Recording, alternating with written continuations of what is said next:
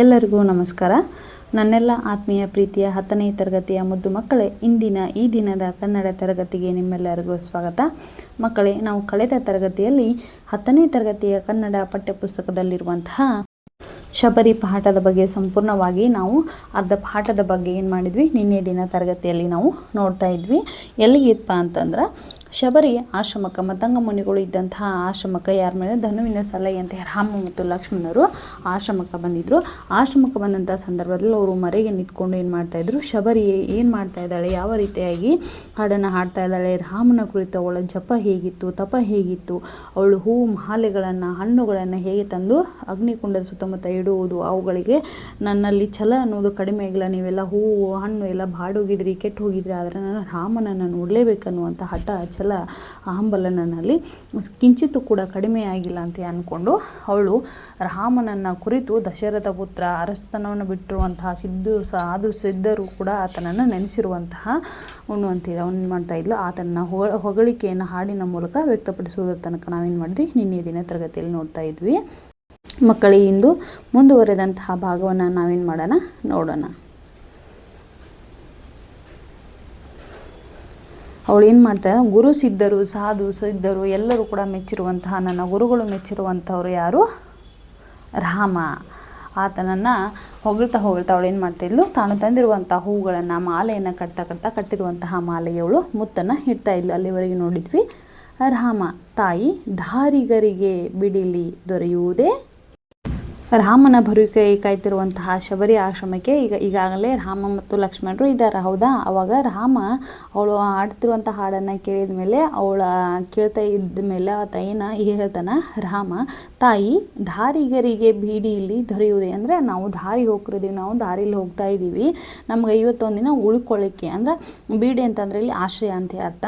ಹೀಗಾಗಿ ನಮ್ಗೆ ಇವತ್ತೊಂದು ದಿನ ಇಲ್ಲಿ ಇರಲಿಕ್ಕೆ ನಮ್ಗೆ ಆಶ್ರಯ ಏನಾದರೂ ಸಿಗ್ತತನ ಅಂಥೇಳಿ ರಾಮ ಶಬರಿಯನ್ನು ತಾಯಿ ಅಂತೇಳಿ ಕೇಳ್ತಾನೆ. ಆಗ ಶಬರಿ ಏನು ಹೇಳ್ತಾಳೆ ನೋಡಿ, ಶಬರಿ ನಡುಗು ಎದೆಯಿಂದ ಹಿಂತಿರುಗಿ ನಿಟ್ಟಿಸಿ ಮೊದಲು ಬೆರಗು ಕಳೆದ ಮೇಲೆ ನೀರಾಮನೇ ಮಹಾಪುರುಷ.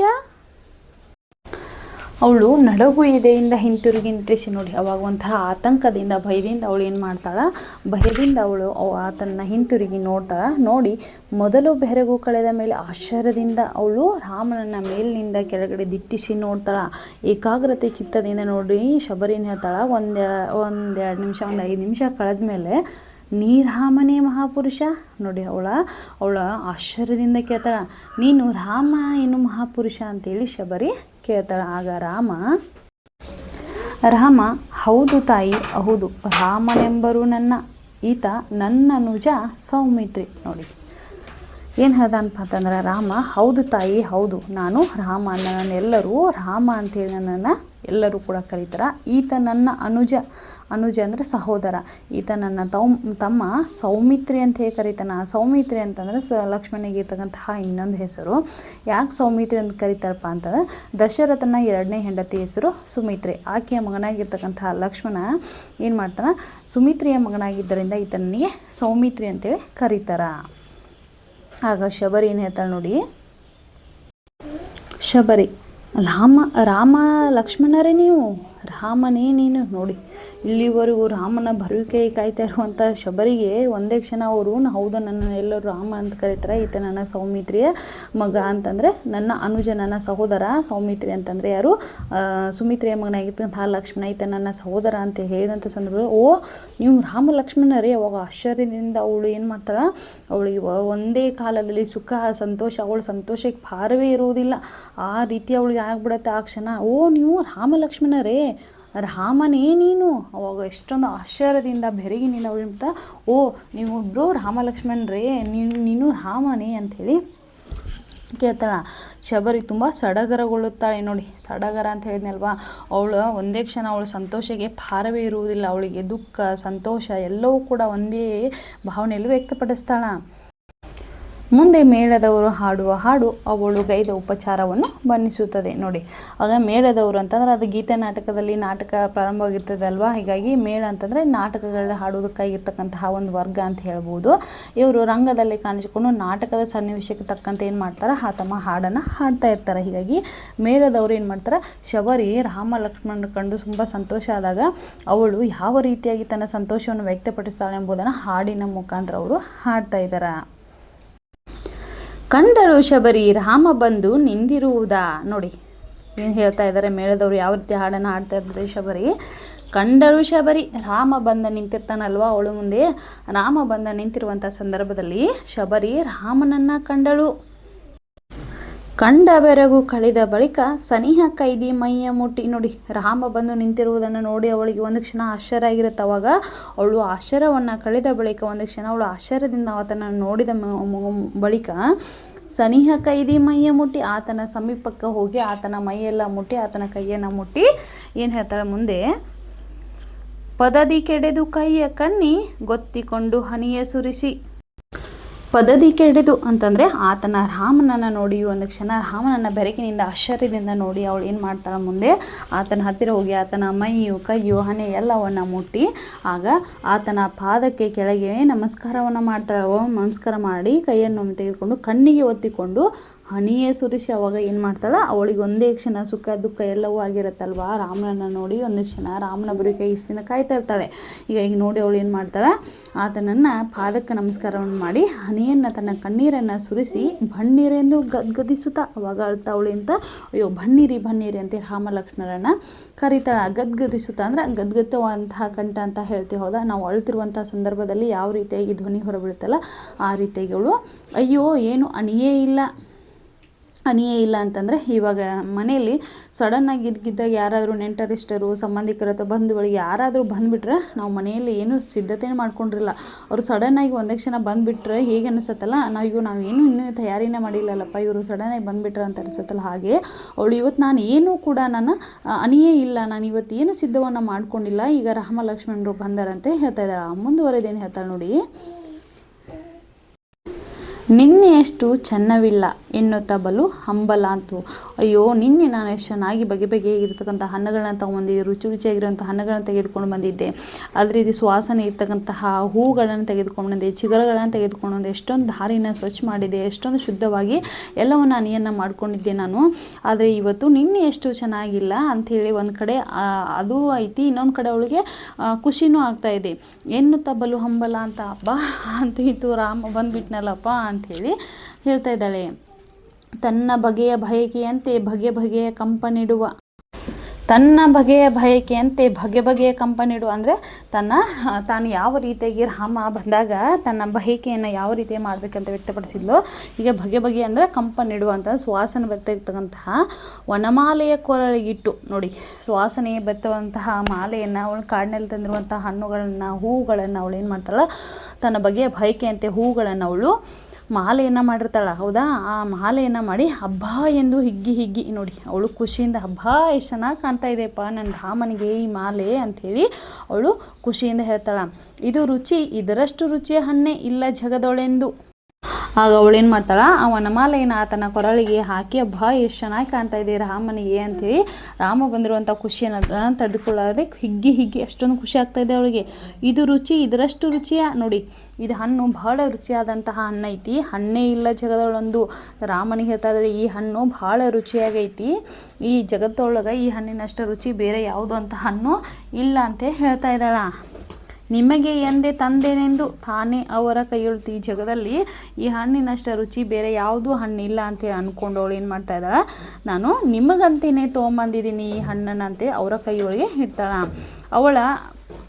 ಅವಳು ತಂದಿರುವಂತಹ ಅವಳು ಮಾಡಿರುವಂತಹ ಅತಿಥಿ ಸತ್ಕಾರವನ್ನು ಗಮನಿಸಿರ್ತಕ್ಕಂತಹ ಯಾರು ರಾಮ ಮತ್ತು ಲಕ್ಷ್ಮಣರು ಏನು ಹೇಳ್ತಾರೆ ನೋಡಿ ಮುಂದೆ, ಪೂಜೆಯಿಂದ ಸುಪ್ರಸನ್ನರಾಗಿ ರಾಜಕುವರರಂದು ಮಂದಹಾಸ ತೋರೆ ನೋಡಿ ಧನ್ಯ ಭಾವದಿಂದ ಕುಡಿ. ನೋಡಿ, ಅವಾಗ ಇಷ್ಟೊಂದು ವೃದ್ಧಿಯಾಗಿರ್ತಕ್ಕಂಥ ಇವಳು ರುಚಿಯಾಗಿರುವಂಥ ಹಣ್ಣನ್ನು, ಇಷ್ಟೊಂದು ಸುವಾಸನೆ ಭರಿತವಾಗಿರ್ತಕ್ಕಂತಹ ಹೂ ಮಾಲೆಗಳನ್ನು ತಂದು ನಮ್ಗೆ ಇಷ್ಟೊಂದೆಲ್ಲ ಅತ್ತೆ ಸತ್ಕಾರವನ್ನು ಮಾಡ್ತಾ ಇದ್ದಾಳಲ್ಲ ಅಂತೇಳಿ ಅವರು ಮನಸ್ಸಿನಿಂದ ಅವರ ಸಂತೃಪ್ತಿ ಆಗಿಬಿಡುತ್ತೆ ಇಬ್ಬರಿಗೂ. ರಾಮ ಮತ್ತು ಲಕ್ಷ್ಮಣಿಗೆ ಸಂತೃಪ್ತಿ ಆದಂಥ ಸಂದರ್ಭದಲ್ಲಿ ಮಂದಹಾಸದಿಂದ ಅವಳನ್ನು ಹೃದಯ ಕಡೆ ನೋಡ್ತಾರ. ಇನ್ನು ಶಬರಿಯ ಕಡೆ ಧನ್ಯತಾ ಭಾವದಿಂದ, ಧನ್ಯತೆ ತಾಯಿ ನಿನಗೆ ನಾವು ಧನ್ಯತೆ ಅಂತ ಹೇಳಿ ಅಂದ್ಕೊಂಡು ಧನ್ಯತಾ ಭಾವದಿಂದ ನೋಡ್ತಾರ. ಹೀಗೆ ಅವರಿಗೆ ಉಪಚಾರವನ್ನು ಮಾಡಿ ಶಬರಿ ತನ್ನ ಅಂತಃಸುಖವನ್ನು ತೋರುವುದಕ್ಕೆ ಈ ಥರ ಹಾಡಿಕೊಂಡು ನರ್ತಿಸುತ್ತಾಳೆ. ಅವಳು ಎಲ್ಲ ಆತಿಥ್ಯ ಸತ್ಕಾರವನ್ನು ಮಾಡಿ ಉಪಚಾರವನ್ನು ಮಾಡಿದ ಮೇಲೆ ಅವಳು ತನ್ನ ಮನಸ್ಸಿಗೆ ಇನ್ನೂ ಕೂಡ ಅವಳಿಗೆ ಸಿಕ್ಕಾಪಟ್ಟೆ ಖುಷಿ ಆಗತೈತೆ. ಹೌದಾ, ಅವಳಿಗೆ ಇನ್ನು ನಾವು ಈಗಾಗಲೇ ನಮ್ಗೆ ಸಿಕ್ಕಾಪಟ್ಟೆ ಖುಷಿ ಆದಾಗ ನಾವು ಹಾಡ್ತೀವಿ, ಕುಣಿತೀವಿ, ನೆಲ್ಲಾಡ್ತೀವಿ, ಹೌದಲ್ವಾ? ಅದೇ ರೀತಿಯಾಗಿ ಶಬರಿಗೆ ಏನಾಗತ್ತೆ, ಅವರನ್ನು ಕಂಡು ಎಷ್ಟೆಲ್ಲ ಅವರಿಗೆ ಉಪಚಾರವನ್ನು, ಅತಿಥಿ ಸತ್ಕಾರವನ್ನು, ಬಗೆ ಬಗೆಯ ಹೂವುಗಳನ್ನು, ಬಗೆ ಬಗೆಯ ರುಚಿ ರುಚಿಯಾಗಿರ್ತಕ್ಕಂಥ ಹಣ್ಣುಗಳನ್ನು, ಎಲ್ಲ ರೀತಿಯ ಅತಿಥಿ ಸತ್ಕಾರವನ್ನು ಮಾಡಿದರೂ ಕೂಡ ಅವಳಿಗೆ ಸಂತೋಷವನ್ನು ತಡಲಿಕ್ಕೆ ಆಗ್ತಾ ಇಲ್ಲ. ಅವಾಗ ಅವಳು ಏನು ಮಾಡ್ತಾಳೆ, ಯಾವ ರೀತಿಯಾಗಿ ಮುಂದೆ ಹಾಡ್ತಾ ಇದ್ದಾಳೆ ಎಂಬುದನ್ನು ಹೇಳ್ತಾರೆ ನೋಡಿ. ಸುಖಿನ ಸುಖಿನ ಸುಖಿ ನಾನು ಭರಿ ಸುಖಿ ಸುಮ್ಮನೆ ಸುಖಿ ನಾನು. ನೋಡಿ, ಅವಳು ಖುಷಿಯಿಂದ ತೇಲಾಡ್ತಾ ಇದ್ದಾಳೆ. ಯಾರು? ಶಬರಿ. ಹೌದಾ, ಅವಳು ಖುಷಿಯಿಂದ ಹೇಗೆ ಹೇಳ್ತಾರೆ, ನಾನು ಸುಖಿನ, ಈ ಜೀವನದಲ್ಲಿ ನನ್ನಷ್ಟು ಈ ಜಗತ್ತಿನಲ್ಲಿ ಯಾರು ಇಷ್ಟೊಂದು ಸುಖ ಜೀವಿಗಳು ಯಾರು ಇಲ್ಲ ಅಂತೇಳಿ ಅವಳು ಖುಷಿಯಿಂದ ಹಾಡನ್ನು ಹಾಡ್ತಾ ನೃತ್ಯವನ್ನು ಮಾಡ್ತಾ ಇದ್ದಾಳೆ. ನೋಡಿ, ನಾನಿಲ್ಲದ ನಾನಾಗಿ ಏನು. ನೋಡಿ, ಏನು ಹೇಳ್ತಾ ಇದ್ದಾಳಪ್ಪ ಅಂತಂದ್ರೆ ಇಲ್ಲಿ ಶಬರಿ, ನನ್ನೊಳಗೆ ನಾನೇ ಇಲ್ಲ, ನನಗೆ ಅಷ್ಟೊಂದು ಖುಷಿ ಆಗತೈತಿ, ಆಸೆ ತೀರಿ ಹಾಯಾಗಿ ಏನು, ನನಗೆ ಏನಾದ ಹಂಬಲ ಇತ್ತಲ್ಲ, ನಾನು ರಾಮನನ್ನು ನೋಡಲೇಬೇಕು, ರಾಮನ ಬರುವಿಕೆಯಾಗಿ ನಾನು ಏನು ಕಾಯುವಂತಹದ್ದು ಏನಿತ್ತಲ್ಲ ತಾಳ್ಮೆ, ಇವತ್ತು ಅದು ನನಗೆ ಏನಾಗ್ಬಿಟ್ಟೈತಿ, ದೊರಕೈತಿ.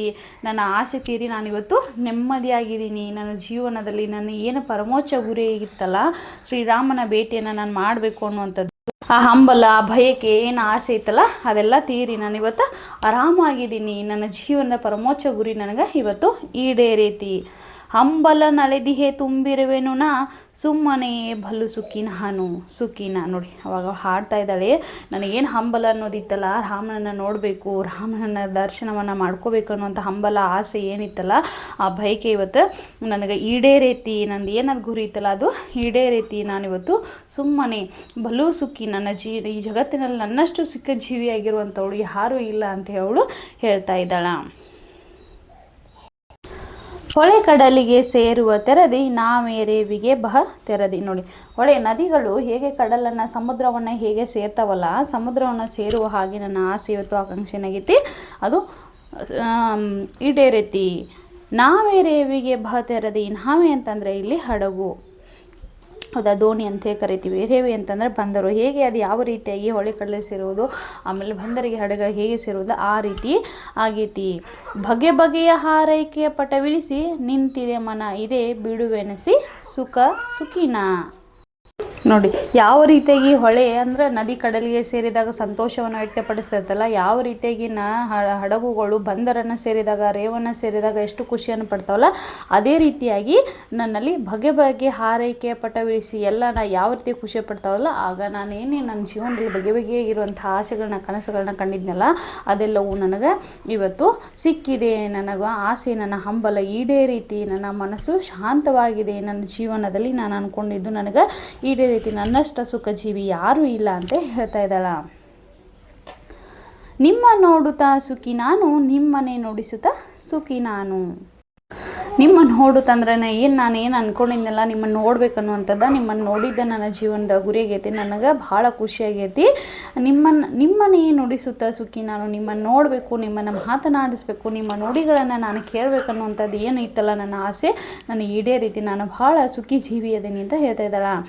ನಿಮ್ಮ ತನಿಯು ನಿಮ್ಮ ಆನಂದದಿ ಸುಖಿ, ನಿಮ್ಮಡೆ ಸುಮ್ಮನೆ ಸುಖಿ ನಾನು ಸುಖಿನ. ನಿಮ್ಮನ್ನು ನೋಡಬೇಕು, ನಿಮ್ಮ ನುಡಿಯನ್ನು ಕೇಳಬೇಕಂತ ಎಷ್ಟು ಖುಷಿಯಾಗಿತ್ತಲ್ಲ, ಅದೇ ರೀತಿಯಾಗಿ ನಿಮ್ಮ ಧ್ವನಿಯನ್ನು ನೋಡಿ ನನಗೆ ನಿಮಗೆ ಉಪಚಾರವನ್ನು ಮಾಡಿದ ಮೇಲೆ ನನಗೇನಿಸ್ತು, ನಿಮ್ಮಲ್ಲಿರ್ತಕ್ಕಂಥ ಆನಂದವನ್ನು ನೋಡಿ ನನಗೆ ಬಹಳಷ್ಟು ಖುಷಿ ಆಯಿತು. ನಿಮ್ಮಡೆ ಸುಖಿ ನಾನು ಸುಖಿನ ಅಂದರೆ ನಿಮ್ಮನ್ನು ನೋಡಬೇಕು, ನಿಮ್ಮ ಎಲ್ಲ ಉಪಚಾರವನ್ನು ಮಾಡಿದ ಮೇಲೆ ನನಗೇನು ಅನಿಸಿ, ನನ್ನ ಮನಸ್ಸಿಗೆ ನೆಮ್ಮದಿಯಾಗಿದೆ. ಇಂದಾಗಿ ನಾ ಬಲು ಹೊಗುರ ನೀಡುವುದು ಪರ ತನ್ನಕರ.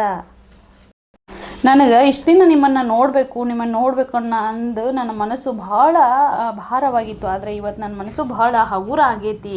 ಯಾಕೆ ಹಗುರ ಆಗೈತಿಪ್ಪ ಅಂತಂದ್ರೆ, ನಾನು ಇವತ್ತು ನಿಮ್ಮನ್ನು ನೋಡಿದ್ನಲ್ಲ, ಅದಕ್ಕೆ ನನ್ನ ಮನಸ್ಸು ಹಗುರ ಆಗೈತಿ. ಅದ್ರ ಸಲುವಾಗಿ ನೀಡುವುದು ಪರ ತನ್ನ ಕರ ಅಂತಂದರೆ ಕೈ ಅಂತ ಹೇಳ್ಬೋದು, ಹೌದಾ? ಹೀಗಾಗಿ ನನಗೆ ನನ್ನ ಮನಸ್ಸು ಬಹಳ ಹಗುರಾಗೈತಿ, ನಾನು ನಿಮಗೆ ಕೈಯನ್ನು ಮುಗಿವೆ. ನಿನ್ನೆ ನಾಳೆ ಇನ್ನೆಲ್ಲವೆನಗನೆ ಈ ನಲವೇ ಚಿರವೆಂಬ ತೆರ. ಸುಖಿನ ಸುಖಿನ ಸುಖಿ ನಾನು, ಬರೀ ಸುಖಿ ಸುಮ್ಮನೆ ಸುಖಿ ನಾನು. ಆ ದೇವರು ನನ್ನ ಮೊರೆಯನ್ನು ನನ್ನ ಕೇಳಿಸ್ಕೊಂಬಿಟ್ಟ, ನನ್ನ ಪ್ರಾರ್ಥನೆಯನ್ನು ಆ ದೇವರು ಕೇಳಿಸ್ಕೊಂಬಿಟ್ಟ ಅಂಥೇಳಿ, ನೀಡಿಹುದೋಪರ ತನ್ನ ಕರ ನಿನ್ನೆ ನಾಳೆ ಇನ್ನಿಲ್ಲವೆನಗೆ ಈ ನೆಲವೇ ಚಿರವೆಂಬ ತೆರ. ನನ್ನ ಕೊನೆಗೂ ಆ ಭಗವಂತ ಏನು ಮಾಡಿಬಿಟ್ಟ, ನನ್ನ ಮೊರೆಯನ್ನು ನನ್ನ ಪ್ರಾರ್ಥನೆಯನ್ನು ಕೇಳಿದ. ನನಗೆ ನಿನ್ನೆ ಇವತ್ತು ನಾಳೆ ಬಗ್ಗೆ ಯಾವುದೇ ರೀತಿಯಾದಂಥ ಚಿಂತೆ ಇಲ್ಲ. ನನ್ನ ಜೀವನದಲ್ಲಿ ರಾಮನನ್ನು ನೋಡಲೇಬೇಕು ಅನ್ನುವಂಥ ಒಂದು ಹಂಬಲವಿತ್ತು. ಅದು ಈ ದಿನ ಈಡೇರೈತಿ. ನನಗೆ ನಿನ್ನೆ ನಾಳೆ ಇನ್ಯಾವುದ್ರ ಬಗ್ಗೆ ನನಗೆ ಚಿಂತೆ ಅನ್ನೋದು ಇಲ್ಲ. ನನಗೆ ಈ ನಲವೇ ಚಿರವೆಂಬ ತೆರ. ನನ್ನ ಜೀವನದಲ್ಲಿ ನಾನು ಏನು ಅಂದ್ಕೊಂಡಿದ್ನೆಲ್ಲ, ನಾನು ರಾಮನ ನೋಡ್ಬೇಕನ್ನುವಂಥದ್ದು ಅದು ನನ್ನ ಜೀವನದಲ್ಲಿ ಶಾಶ್ವತವಾಗಿ ಈಡೇರಿಸ್ಬಿಡ್ತು. ಸುಖಿನ ಸುಖಿನ ಸುಖಿ ನಾನು, ಬರೀ ಸುಖಿ ಸುಮ್ಮನೆ ಸುಖಿ ನಾನು. ನನ್ನ ಜೀವನದಲ್ಲಿ ಸುಖಜೀವಿಯಾಗಿರ್ತಕ್ಕಂಥವ್ರು ಯಾರೂ ಇಲ್ಲ ಈ ಜಗತ್ತಿನಲ್ಲಿ. ಅಷ್ಟೊಂದು ನಾನು ಸುಖಜೀವಿಯಾಗಿದ್ದೀನಿ ಅಂತ ಹೇಳ್ತದಾಳ.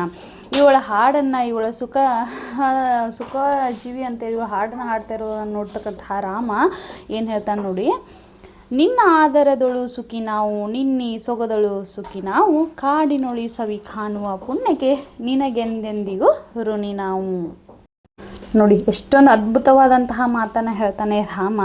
ನಿನ್ನ ಆದರದೊಳು ಸುಖಿ ನಾವು, ನೀನೇನು ಇಲ್ಲಿವರೆಗೂ ನನಗೆ ಅತಿಥಿ ಸತ್ಕಾರವನ್ನು ಮಾಡಿದೆಯಲ್ಲ ತಾಯಿ, ನಾವು ಯಾವಾಗಲೂ ನಾವು ಸುಖಿ, ನಾವು ಸುಖಜೀವಿಗಳು. ನಿನ್ನ ಸೊಗದೊಳು ಸುಖಿ ನಾವು, ಇಷ್ಟೊಂದು ಸೊಗಸಿನಿಂದ ಅತಿಥಿ ಸತ್ಕಾರವನ್ನು ಇಷ್ಟೊಂದು ವೈಭೋಗದಿಂದ ಮಾಡಿದೆಯಲ್ಲ, ನಾವು ಸುಖಜೀವಿಗಳು. ಕಾಡಿನೊಳಿ ಸವಿ ಕಾಣುವ ಪುಣ್ಯಕ್ಕೆ ನಿನಗೆಂದೆಂದಿಗೂ ಋಣಿ ನಾವು. ಇಂತಹ ಕಾಡಿನೊಳಗೆ ರುಚಿ ರುಚಿಯಾಗಿರ್ತಕ್ಕಂತಹ ಹಣ್ಣುಗಳನ್ನು ಕೊಟ್ಟು ಸುವಾಸ ಬಿಟ್ಟಂಥ ಹೂವಿನಿಂದ ನಮ್ಮನ್ನು ಎಷ್ಟೊಂದು ಸಂತೃಪ್ತಿಯನ್ನು ಪಡಿಸಿದೆಯಲ್ಲ ತಾಯಿ. ಅದಕ್ಕೆ ಅಂಥ ಕಾಡಿನೊಳಗೂ ಕೂಡ ನಮ್ಮನ್ನು ಇಷ್ಟೊಂದು ಪುಣ್ಯದಿಂದ, ನಿನ್ನ ಆಧಾರದಿಂದ ನಮ್ಮನ್ನು ಸತ್ಕಾರವನ್ನು ಮಾಡಿದೆಯಲ್ಲ, ನಾವು ಎಂದೆಂದಿಗೂ ನಿನಗೆ ಋಣಿ ನಾವು ಅಂತೇಳಿ ಹೇಳ್ತಾನೆ. ಆಗ ರಾಮ ಹೇಳಿರುವಂತಹ ಮಾತನ್ನು ಕೇಳ್ತಕ್ಕಂಥ ಶಬರಿ ರಾಮನನ್ನು ಕುರಿತು ಏನು ಹೇಳ್ತಾಳೆ ನೋಡಿ. ರಾಮನ ಮಾತನ್ನು ಕೇಳಿ ತನ್ನ ಸೊಗದ ಉನ್ಮಾದವನ್ನು ಸ್ವಲ್ಪ ಹದಕ್ಕೆ ತಂದುಕೊಂಡು ಅವನನ್ನು ನೋಡುತ್ತಾ ಕೊನೆಗೆ ಕಂಬನಿ ಧುಂಬಿ. ನೋಡಿ ಏನು ಹೇಳ್ತಾ ಇದ್ದಾಳೆ ಶಬರಿ. ರಾಮನ ಸವಿಯಾದಂತಹ ಮಾತುಗಳನ್ನ ಕೇಳಿರುವಂತಹ ಶಬರಿ ಅವಳು ಉನ್ಮಾದವನ್ನು ಸ್ವಲ್ಪ ಮಟ್ಟಿಗೆ ತಡೆದುಕೊಂಡು ಹೇಳ್ತಾಳೆ. ಅವಳಿಗೆ ಸುಖ ದುಃಖ ಎರಡೂ ಒಟ್ಟೊಟ್ಟಿಗೆ ಆಗಿರತ್ತಲ್ವ, ಹೀಗಾಗಿ ಅವಳು ಕಣ್ಣಲ್ಲಿ ನೀರು ಬರ್ತಾ ಇರುತ್ತೆ. ಅವುಗಳನ್ನು ಸ್ವಲ್ಪ ಮಟ್ಟಿಗೆ ಕಂಟ್ರೋಲಿಗೆ ತೆಗೆದುಕೊಳ್ತಾಳೆ, ಅಂದರೆ ಸ್ವಲ್ಪ ತಡೆದುಕೊಂಡು ಏನು ಹೇಳ್ತಾಳೆ, ಬಲು ಸಂತಸವೆನಗೆ.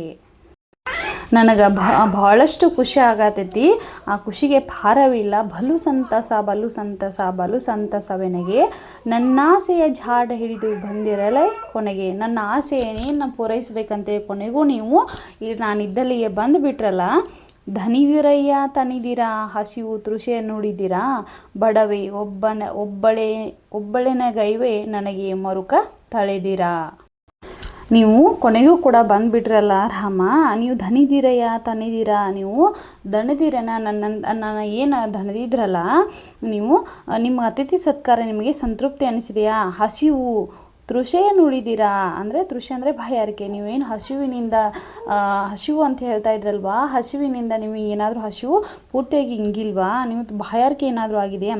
ಬಡವೆ ಒಬ್ಬಳೇನೇ ಗೈವೆ ನನಗೆ ಮರುಕ ತಳಿದಿರ, ನಾನು ಬಡವೆ ಇದೆ, ನೀವು ಒಬ್ಬಳೇ ಹೆಂಗ್ಸ ಅಂತ ಅಂದ್ಕೊಂಡು ನೀವೇನೋ ಹೊಟ್ಟೆ ತುಂಬದೇ ಇದ್ರು, ನೀರೇಡಿಕೆ ಆಗಿದ್ರು ಕೂಡ ಆಗದೇ ಇದ್ದರೂ ನೀವು ಆಗಿದೆ, ನನಗೆ ಹೊಟ್ಟೆ ತುಂಬಿದೆ ಅಂತೇಳಿ ನಾನು ಒಬ್ಬಳೆ ಹೆಂಗ್ಸ ಅಂತ ಏನಾದರೂ ನೀವು ವ್ಯಕ್ತವನ್ನು ಪಡಿಸ್ತಾ ಇದ್ದೀರಾ ಅಂತೇಳಿ, ಧನಿರಯ್ಯ ತನಿದಿರಾ, ಹಸಿವು ತೃಷೆಯನ್ನು ಉಳಿದಿರಾ, ಬಡವೆ ಒಬ್ಬಳಿನಗೈವೆ ನನಗೆ ಮರುಕ ತಳೆದಿರಾ ಅಂಥೇಳಿ ಕೇಳ್ತಾ ಇದ್ದಾಳೆ. ಯಾರಿಗೆ? ರಾಮನಿಗೆ. ಆಗ ರಾಮ ಹೇಳ್ತಾನೆ ನೋಡಿ. ರಾಮ ಕಣ್ಣ ನೀರೆದಕ್ಕೆ ತಾಯಿ ತುಸು ಊಣೆಯವಿಲ್ಲ. ನೋಡಿ ಕಣ್ಣಲ್ಲಿ ನೀರು ಯಾಕೆ ಹಾಕ್ತಾ ಇದೆಯಾ ತಾಯಿ, ನೀವು ನಮ್ಮನ್ನು ಉಪಚರಿಸಿದೆಯಲ್ಲ, ಉಪಚರಿಸಿದಂತಹ ಅದರಲ್ಲಿ ಯಾವುದೇ ರೀತಿಯ ಒಂದು ಕಿಂಚಿತ್ತೂ ಕೂಡ ಏನಿಲ್ಲ, ತೊಂದರೆ ಇಲ್ಲ ತಾಯಿ. ನಮ್ಮ ಅಯೋಧ್ಯೆಯರ ಮನೆಯವಳು ಇದಕ್ಕೂ ಲೇಸು ಸಲ್ಲ ತಾಯಿ. ಕಣ್ಣಲ್ಲಿ ನೀರು ಯಾಕೆ ಹಾಕ್ತಾ ಇದೆಯಾ ತಾಯಿ, ಸ್ವಲ್ಪವೂ ಕೂಡ ತೊಂದರೆ ಇಲ್ಲ, ನೀನು ಮಾಡಿರುವಂತಹ ಅತಿಥಿ ಸತ್ಕಾರದಲ್ಲಿ ಅಷ್ಟು ಚೆನ್ನಾಗಿ ಮಾಡಿದೆಯಾ ತಾಯಿ. ನಮ್ಮ ಅಯೋಧ್ಯೆಯಲ್ಲಿರ್ತಕ್ಕಂತಹ ಅರಮನೆಯವಳು ಕೂಡ ಇದಕ್ಕಿಂತ ನಮಗೆ ಚೆನ್ನಾಗಿ ಮಾಡುವುದಿಲ್ಲ, ಅಷ್ಟು ಚೆನ್ನಾಗಿ ನೀ ಏನು ಮಾಡಿದೆಯಾ, ನಮ್ಮನ್ನು ಉಪಚರಿಸಿದೆಯಾ ತಾಯಿ. ಇಂದು ಅಳುವ ಮರೆತೆವು, ನೋಡಿ, ಇಂದು ನಮ್ಮ ಮನಸ್ಸಿನಲ್ಲಿರ್ತಕ್ಕಂತಹ ದುಃಖ ಏನಿತ್ತಲ್ಲ ಅದನ್ನೆಲ್ಲವನ್ನು ನಾವು ಮರೆತೆವು. ಇಲ್ಲೇ ಮನೆಯನ್ನು ಅರೆತೆವು. ನಾವು ಇದನ್ನು ಈ ಆಶ್ರಮ ಏನೈತಲ್ಲ ಈ ಆಶ್ರಮನ ನಾವು ನಮ್ಮ ಮನೆಯನ್ನು ಅಂದ್ಕೊಂಡ್ವಿ. ಇನಿತಾದರ ತೋರುವ ನಿನ್ನ ಹಬ್ಬೆಯೆಂದೇ ಕುರಿತೆವು. ನೀನು ಇವತ್ತೇನು ಆಧಾರವನ್ನು ತೋರಿದೆಲ್ಲ ತಾಯಿ, ನಾವು ನಿನ್ನನ್ನು ಹಬ್ಬೆ ಅಂತಂದರೆ ತಾಯಿ, ನಿನ್ನನ್ನು ನಾವು ನಮ್ಮ ತಾಯಿ ಅಂಥೇಳಿ ನಾವು ಅಂದ್ಕೊಂಡ್ವಿ. ಇದರಲ್ಲಿ ಸ್ವಲ್ಪವೂ ಕೂಡ ಕೊರತೆಯಾಗಿಲ್ಲ. ಒಂದು ಸ್ವಲ್ಪವೂ ಕೂಡ ನೀನು ಮಾಡುವಂತಹ ಆಧಾರದಲ್ಲಿ, ನೀನು ಮಾಡುವಂತಹ ಅತಿಥಿ ಸತ್ಕಾರದಲ್ಲಿ ಸ್ವಲ್ಪವೂ ಕೂಡ ಕೊರತೆ ಆಗಿಲ್ಲ ಅಂಥೇಳಿ ರಾಮ ಯಾರಿಗೆ ಹೇಳ್ತಾನೆ? ಶಬರಿಗೆ ಹೇಳ್ತಾನೆ. ರಾಮ ಹೇಳಿದಂಥ ಸಂದರ್ಭದಲ್ಲಿ ಶಬರಿ ಏನು ಹೇಳ್ತಾಳೆ ನೋಡಿ, ರೂಪಿನಂತೆ ಮಾತು ಕೂಡ ಎನಿತು ಆಧಾರವಾಗಿದೆ. ನೋಡಿ, ರಾಮನನ್ನು ಆತನ ವ್ಯಕ್ತಿತ್ವವನ್ನು ಹೊಗಳ್ತಾ ಇದ್ದಾಳೆ ಶಬರಿ. ಏನಂತ? ರೂಪಿನಂತೆ ಮಾತು ಕೂಡ ಎನಿತು ಧಾರವಾಗಿದೆ. ನೋಡು, ರೂಪ ಎಷ್ಟು ಚೆನ್ನಾಗಿದೆ ಅಲ್ಲ ರಾಮನಿಂದು, ಅಷ್ಟೇ ಕೂಡ ನಿನ್ನ ಮಾತು ಕೂಡ ಉದಾರವಾಗಿದೆ. ಅಷ್ಟು ಸುಲಲಿತವಾಗಿ, ಅಷ್ಟೊಂದು ಸೊಗಸಾಗಿ ನೀನು ಹೇಳ್ತಾ ಇದೀಯಾ, ಮನ ತುಂಬಿ ಹೇಳ್ತಾ ಇದೀಯಾ. ಧನ್ಯ ನಾನು ಸಿದ್ಧರ ವರವಿಂದು ನನಗೆ ಫಲಿಸಿದೆ. ನಾನು ನಿಜಕ್ಕೂ ಧನ್ಯಳಾದೆ. ನಿಮ್ಮನ್ನು ನಾನು ಭೇಟಿಯಾಗಿ ಧನ್ಯಳಾದೆ. ಸಿದ್ಧರ ವರವಿಂದು ಅಂದರೆ ಸಿದ್ಧರ ವರ ಅಂತಂದರೆ ಮದಂಗ ಮುನಿಗಳು ಹೇಳ್ತಾರಲ್ವ, ಒಂದು ದಿನ ರಾಮ ಇಲ್ಲಿ ಬರ್ತಾನೆ, ನಿನ್ನನ್ನು ಭೇಟಿ ಆಗ್ತಾನೆ, ನೀನು ಆತನ ದರ್ಶನ ಮಾಡ್ಬೋದು ಅಂತ ಹೇಳುವಂತಹ ವರ ಏನಿತ್ತು ನನಗೆ ಇವತ್ತು ಫಲಿಸಿತು. ನಿಮ್ಮ ಕಂಡ ಪುಣ್ಯವಂತೆ ಹಿಂಗಿ ಹೋಯಿತಲ್ಲ ಚಿಂತೆ. ನಿಮ್ಮನ್ನೇನು ಕಣ್ಣೆಲ್ಲ ನಾನು ಕಂಡ ನಾನೇ ನಿಜಕ್ಕೂ ಪುಣ್ಯವಂತೆ, ನಾನೇ ನಿಜಕ್ಕೂ ಅದೃಷ್ಟವಂತೆ, ಭಾಗ್ಯಶಾಲಿ. ನನ್ನ ಜೀವಮಾನದಲ್ಲಿದ್ದಂತಹ ಏನು ಚಿಂತೆ ಇತ್ತಲ್ಲ ಎಲ್ಲವೂ ಹಿಂಗೆ ಹೋಗ್ಬಿಡ್ತು. ಗುರುವ ಪೂಜೆಗೈದ ತನಿವು ನನಗೆ ಸಂದಿತಂತೆ. ನಾನು ಇಷ್ಟು ದಿನ ಗುರುವಿನ ಪೂಜೆಯನ್ನು ಮಾಡಿದ್ನಲ್ಲ, ಪೂಜೆ ಮಾಡಿದ ಪ್ರತಿಫಲ ನನಗೆ ಸಿಕ್ಕಿತು ಅಂಥೇಳಿ ಏನು ಮಾಡ್ತಾ ಶಬರಿ ಹೇಳ್ತಾಳ. ಇಷ್ಟೊಂದು ಅದ್ಭುತವಾಗಿ ಹೇಳಿರುವಂಥ ಶಬರಿ ಮಾತನ್ನು ಕೇಳಿದಂತಹ ರಾಮ ಹೇಳ್ತಾನೆ, ರಾಮ, ಇಂಥ ಶಿಷ್ಯ ಎತ್ತಿ ಪಡೆದ ನಿನ್ನ ಗುರುಗಳೆಂತರೋ? ನಿನ್ನಂತಹ ಅದ್ಭುತವಾದಂಥ ಶಿಷ್ಯನ ಪಡೆದಂತಹ ನಿನ್ನ ಗುರುಗಳು ಏನೋ ಅವರು ಮಹಾಪುಣ್ಯಶಾಲಿಗಳು, ಮಹಾಭಾಗ್ಯವಂತರು ಅಂತ, ಮಹಾನ್ ಪುರುಷರು ಅಂತ ರಾಮ ಹೇಳ್ತಾ ಇದ್ದಾನೆ. ಅವರ ಮಹಿಮೆ ಕೇಳಿ ಬಲ್ಲೆಯಂತ ಶಾಂತದಾಂತರೋ. ಅವರ ಮಹಿಮೆಯನ್ನು ನಾನೇನು ಮಾಡಿದ್ದೀನಿ, ಕೇಳಿದ್ದೀನಿ ಅಂತ ಶಾಂತಿದಾತರು ನಿನ್ನ ಗುರುಗಳು. ಅಳನೆಲ್ಲ ಮರೆಸಿ ಶಾಂತಿಯೊಂದ ತೋರುವೆ ಬನ, ಇದರ ನಡುವೆ ಪ್ರೇಮ ಶುದ್ಧೆ ನೀನು ಸುದಿನವಿ ದಿನ.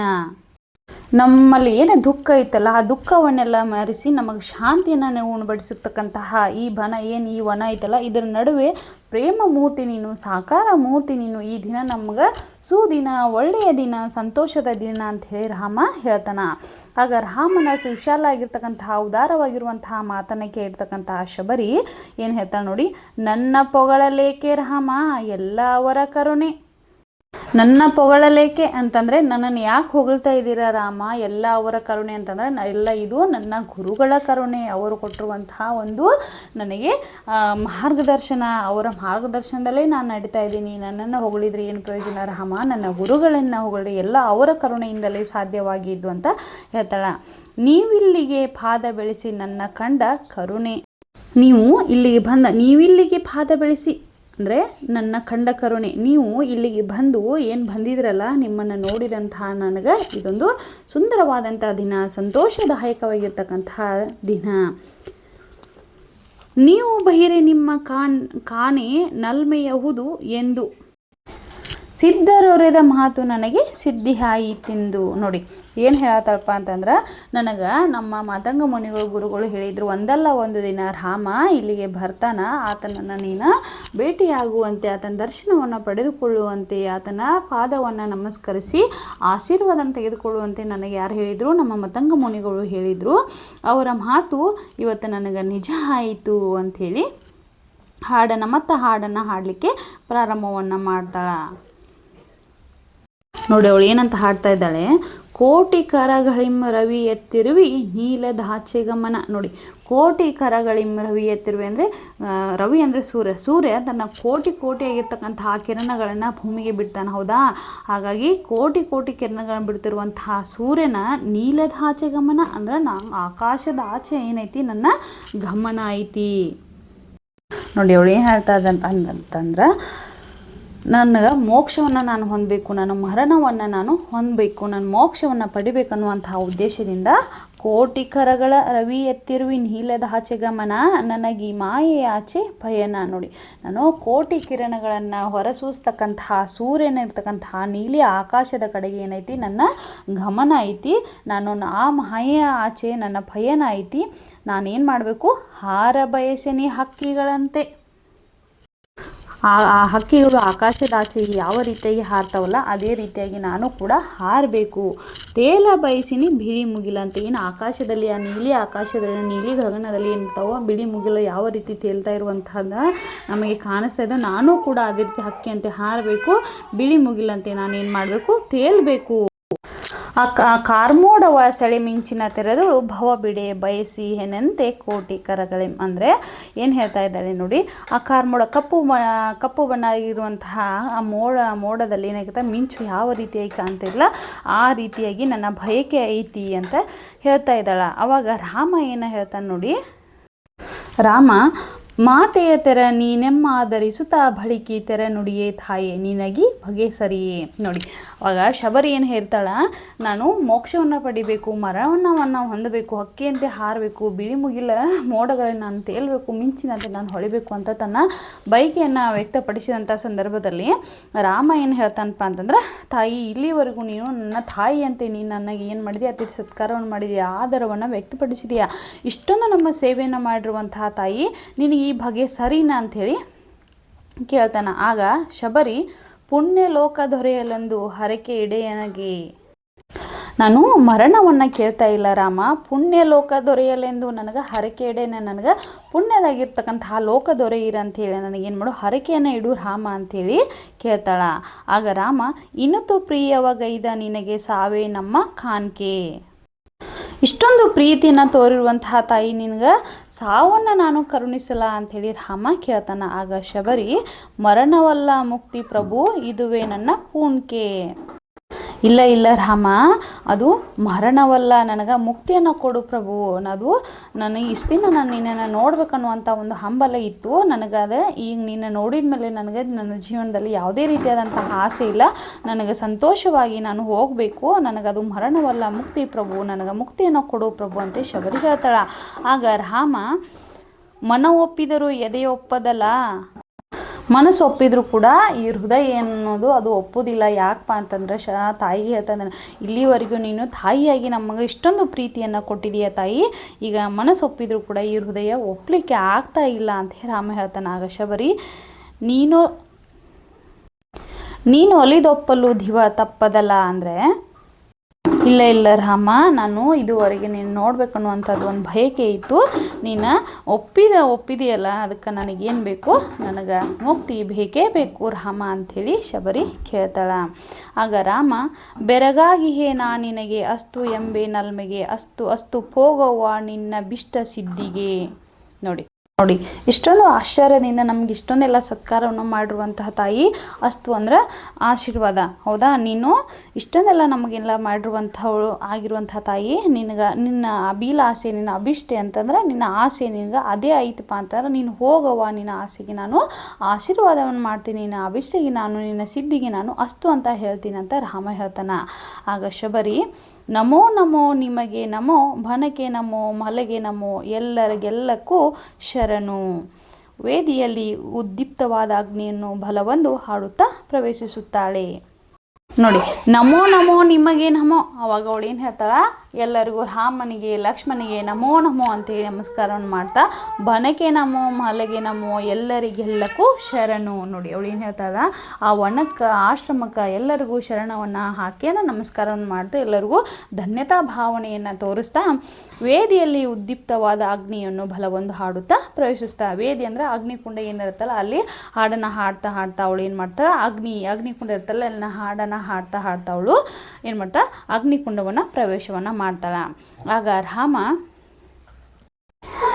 ಹೇಳ್ತಾನೆ, ಹೆಣ್ಣ ರೀತಿಯನ್ನರಿಯಬಹುದೇ ಅವರ ಬಗೆ ಬಲು ಸೋಜಿಗ. ಹೆಣ್ಮಕ್ಕಳ ರೀತಿಯನ್ನು, ಅವರ ಯೋಚನಾ ಶಕ್ತಿಯನ್ನು ಅರಿಲಿಕ್ಕೆ ಸಾಧ್ಯವಿಲ್ಲ, ಅವರು ವಿಚಾರ ಮಾಡುವಂಥ ಶಕ್ತಿಯವರು ಬಲು ಸೋಜಿಗವಾಗಿರ್ತಾರೆ, ಅದನ್ನು ಅರಿಲಿಕ್ಕೆ ಯಾವುದೇ ಕಾರಣಕ್ಕೂ ಸಾಧ್ಯವಿಲ್ಲ ಅಂತೇಳಿ ರಾಮ ಹೇಳ್ತಾ ಇದ್ದಾನ. ಎಂಥ ನಿಷ್ಠೆ, ಎಂಥ ಪ್ರೀತಿ ಇವಳ ಮೆರೆಯುವುದೇ ಈ ಜಗ. ಎಷ್ಟೊಂದು ಪ್ರೀತಿ ಎಷ್ಟೊಂದು ನಿಷ್ಠೆಯನ್ನು ಇಟ್ಕೊಂಡಿರುವಂತಹ ಈ ಶಬರಿಯನ್ನು ಈ ಜಗತ್ತು ಯಾವುದೇ ಕಾರಣಕ್ಕೂ ಮರೆಯುವುದಿಲ್ಲ ಅಂಥೇಳಿ ರಾಮ ಹೇಳ್ತಾನೆ. ಆಗ ಲಕ್ಷ್ಮಣ ಹೇಳ್ತಾನೆ, ಆರು ಎತ್ತ ಏಕೆ ಎನ್ನದೆ ಹಸುಳೆ ಎಂದದಿ ಒಲಿದಳು, ಕಾನು ತಲೆ ಬಹು ನಲಿದಳನ್ನ ನಲ ಒಳೊಮ್ಮನೆ ಮರೆತಳು. ಅಂದರೆ ಲಕ್ಷ್ಮಣ ನನಗೆ ಹೇಳ್ತಾ ಇದ್ದಾನೆ, ಅನ್ನ ಅವಳು ನಾವು ಯಾರು ಏನು ಎತ್ತ ಯಾಕೆ ಎಂಬುದನ್ನು ಕೂಡ ಅವಳು ಕೇಳದೆ ಏನು ಮಾಡಿದ್ಲು, ಹಸುಳೆ ಎಂದದೇ ಒಲಿದಳು. ಅವಳು ಸಣ್ಣ ಮಕ್ಕಳಂತೆ ನಮ್ಮನ್ನು ಸತ್ಕರಿಸಿದಳು, ಸತ್ಕಾರವನ್ನು ಮಾಡಿದಳು. ಅವಳು ನಮ್ಮನ್ನು ಕಂಡ ತಕ್ಷಣ ಅವಳು ಕುಣಿದಾಡಿಬಿಟ್ಲು. ಕಾಣುತ್ತಲೇ ಬಹು ನಲಿದಳನ್ನು ಅಂದರೆ ಅವಳು ಬಹಳ ಸಂತೋಷದಿಂದ ಕುಣಿದಾಡಿದಳು. ನಲ ಒಮ್ಮನೆ ಮರೆತಳು, ಅವಳು ಎಲ್ಲವನ್ನು ಕೂಡ ಅವಳು ಮರೆತಳು. ಅವಳು ಅಷ್ಟೊಂದು ಖುಷಿಯನ್ನು ವ್ಯಕ್ತಪಡಿಸಿದಳು ಅನ್ನ ಅಂತ ಹೇಳಿ ಲಕ್ಷ್ಮಣ ಹೇಳಿದಂಥ ಸಂದರ್ಭದಲ್ಲಿ ರಾಮ ಏನು ಹೇಳ್ತಾನೆ ನೋಡಿ. ರಾಮ ಬೆಳಕಿಗೊಲಿದವರ ಉರಿಯುವ ಬತ್ತಿಯ ಕರುಕ ಕಾಣರು ಲಕ್ಷ್ಮಣ. ಯಾರು ತಮ್ಮ ಅಭಿವೃದ್ಧಿಗೆ ಇನ್ನೊಬ್ಬರ ಅಭಿವೃದ್ಧಿಗೆ ಅವರು ಇನ್ನು ತಮ್ಮ ಶ್ರೇಷ್ಠತೆಯನ್ನು ವ್ಯಕ್ತಪಡಿಸ್ತಾರೋ, ಯಾರು ಉರಿಯುವ ಬತ್ತಿಯ ಹಾಗೆ ಬತ್ತಿ ಸುಟ್ಟರೂ ಕೂಡ ಇನ್ನೊಬ್ಬರಿಗೆ ಒಳ್ಳೇದು ಆಗಬೇಕು. ಬೆಳಕು ಯಾವ ರೀತಿ ದೀಪ ನೋಡಿ, ದೀಪ ತನ್ನನ್ನು ತಾನು ಸುಟ್ಕೊಂಡ್ರು ಕೂಡ ಸುತ್ತಲೂ ಕೂಡ ಏನು ಮಾಡ್ತೈತಿ, ಬೆಳಕನ್ನು ಕೊಡುತ್ತಾ. ಆ ರೀತಿಯಾಗಿ ಅದು ಕರುಕ ಕಾಣರು ಲಕ್ಷ್ಮಣ. ಭಾಳ ಸುತ್ತಿಹ ದೇಹವ ತೇಜವ ಕಾಂಬರಿಗೆ ಇದೆ ಲಕ್ಷ್ಮಣ.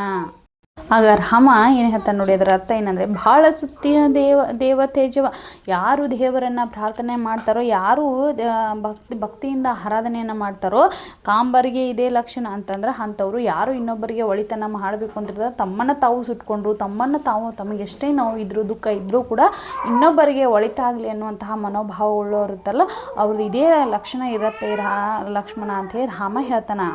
ಆಗ ಲಕ್ಷ್ಮಣ ಅಸುರ ನೆಡರಿಂ ಕಾದು ತೆನ್ನಡೆ ಗೆಮ್ಮ ಸೆಳೆದಿ ಅರ್ತಿಗೆ ಏನೆಂಬೆನು ಅನ್ನ ಇಂತೆಯೇ ನೆನೆಯುತ್ತಿರಬಹುದು ದತ್ತಿಗೆ ಅಂದರೆ ಅತ್ತಿಗೆ.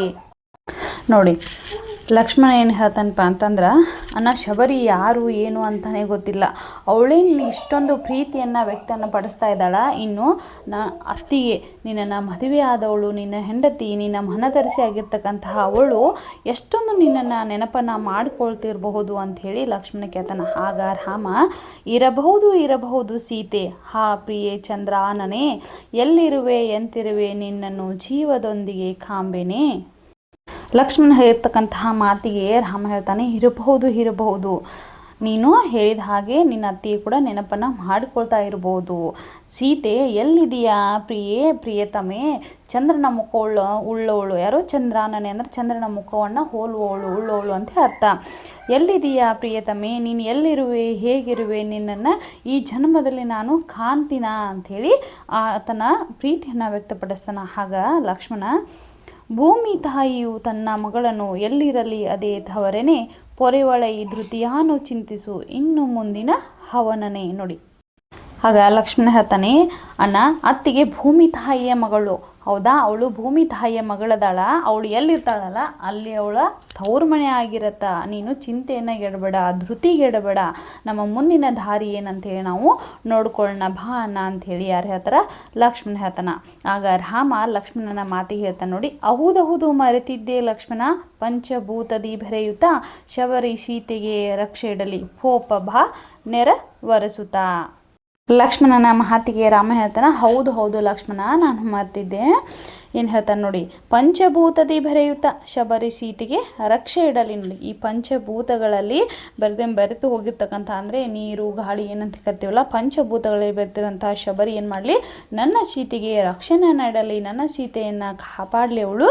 ಪೋಪ ಬಾ ನೆರವೇರಿಸುತ್ತಾ. ನೋಡಿ ಪೋಪ ಬಾ ಅಂದರೆ ಹೋಗೋಣ ಬಾ, ನಮ್ಮ ಮುಂದಿನ ಪ್ರಯಾಣವನ್ನು ನಾವು ಮುಂದುವರಿಸೋಣ, ನಾವು ಸೀತೆಯನ್ನು ಹುಡುಕಿಕೊಂಡು ಬಂದಿದ್ವಲ್ಲ ಹೀಗೆ ಮುಂದುವರ್ಕೊಂಡು ಹೋಗೋಣ ಬಾ ಲಕ್ಷ್ಮಣ ಅಂಥೇಳಿ ರಾಮ ಮತ್ತು ಲಕ್ಷ್ಮಣರು ಅಲ್ಲಿಂದ ಹೋಗ್ತಾರ. ಅಲ್ಲಿಗೆ ತೆರೆ ಎಳೆದು ಬಿಡ್ತಾರೆ. ನೋಡಿ ಈ ಗೀತ ನಾಟಕ ನಡೀತಾ ಇರುತ್ತಲ್ವ, ತೆರೆಯನ್ನು ಹಾಕಿರ್ತಾರೆ ಅಲ್ಲಿಗೆ, ಆ ತೆರೆ ಎಳೆದು ಬಿಡ್ತಾರ.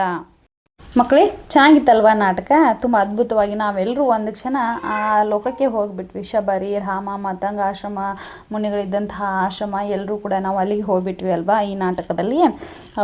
ನೋಡಿ ಇಲ್ಲಿ ಶಬರಿ ಯಾವ ರೀತಿಯಾಗಿ ರಾಮನನ್ನು ಭೇಟಿಯಾದಲು, ರಾಮ ಶಬರಿಯ ಅತಿಥಿ ಸತ್ಕಾರವನ್ನು ಹೇಗೆ ಸ್ವೀಕರಿಸಿದ, ಮತ್ತು ರಾಮ ಮತ್ತು ಲಕ್ಷ್ಮಣರ ನಡುವೆ ನಡೆದಿರುವಂಥ ಸಂಭಾಷಣೆ ಹೇಗಿತ್ತು, ಮತ್ತು ರಾಮ, ಶಬರಿ ಹಾಗೂ ಲಕ್ಷ್ಮಣ 3 ಜನರ ಸಂಭಾಷಣೆ ಯಾವ ರೀತಿಯಾಗಿತ್ತು. ಕೊನೆಗೆ ಸಂತೃಪ್ತಿಗೊಂಡಂತಹ ಶಬರಿ ತನ್ನ ಜೀವಮಾನದಲ್ಲಿ ನನಗೆ ಮುಕ್ತಿ ಅಂದ್ಬಿಟ್ರು ಬೇರೇನೂ ಇಲ್ಲ, ನನ್ನ ಜೀವಮಾನದಲ್ಲಿ ಇದ್ದು ಒಂದೇ ಒಂದು ಆಸೆ, ಅದು ನಿನ್ನನ್ನು ಕಾಣಬೇಕು ಅಂದರೆ ರಾಮನನ್ನು ಕಾಣಬೇಕು ಅನ್ನುವಂತಹ ಬಯಕೆ, ಅದು ಈಡೇರಿದ ಮೇಲೆ ನನಗೆ ಮೋಕ್ಷ ಬೇಕು, ನಾನು ಮರಣ ಹೊಂದಬೇಕಂತೇಳಿ ರಾಮನನ್ನು ವ್ಯಕ್ತಪಡಿಸಿದಂತಹ ಬಗೆಯಾಗಿರ್ಬೋದು, ರಾಮ ಅವಳಿಗೆ ಮೋಕ್ಷವನ್ನು ನೀಡಿರುವಂತಹ ಬಗೆಯಾಗಿರ್ಬೋದು, ಎಲ್ಲವನ್ನು ಕೂಡ ನಾವು ಇಂದಿನ ತರಗತಿಯಲ್ಲಿ ಅದ್ಭುತವಾಗಿ ನಾವೆಲ್ಲರೂ ಅರ್ಥವನ್ನು ಮಾಡ್ಕೊಂಡ್ವಲ್ವ.